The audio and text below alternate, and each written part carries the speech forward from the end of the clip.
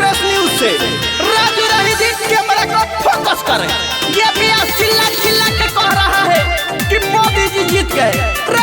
जरा हमको भी बता दो क्या हुआ है। अच्छा रोरा नहीं की जाना दली है अनूप अकेला के आवाज में सुनी।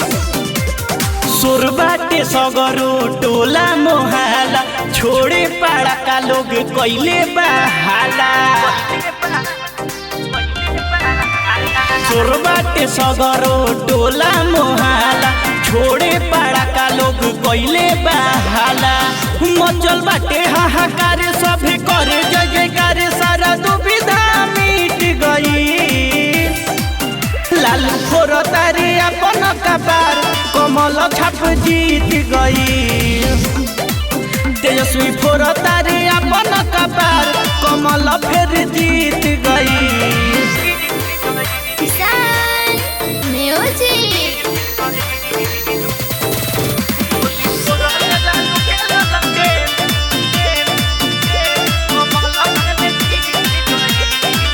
बसल बड़े मोदी सबका मोती में गोलल न डाले राहुल मायावती के। लइका से आने सभे माला पहिराई देता वे मोदी जी के दिल से बधाई। बहे खुशी के लहर नहीं बावे कोनो डर जे करल ओकर सीट गई।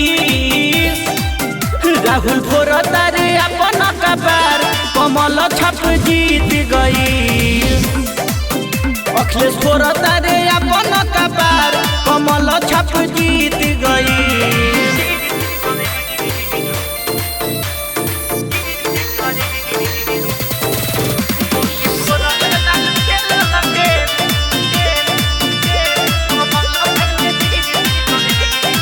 योगी मोदी के बाबे लोगवा दीवाना मजिस्टर खुशराज लिखेले गाना।